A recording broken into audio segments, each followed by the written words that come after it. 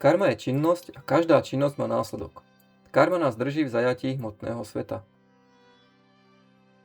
Existujú tri druhy karmy. Karma, vikarma a karma. Každý čin je zaznamenaný a uložený v banke na karmickom účte. Teraz si každý z nich vysvetlíme.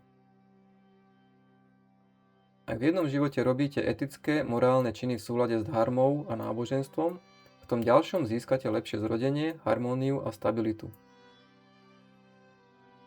Ak v jednom živote robíte činy proti dharme a náboženstvu, v tom ďalšom získate utrpenie, chaos a chudobu. Aktívne konanie ako nesebecká služba Bohu neprináša karmické následky, ale oslobodzuje zo zajatia hmotného sveta. Nesebecká oddaná služba Bohu začína oslavou jeho svätých mien.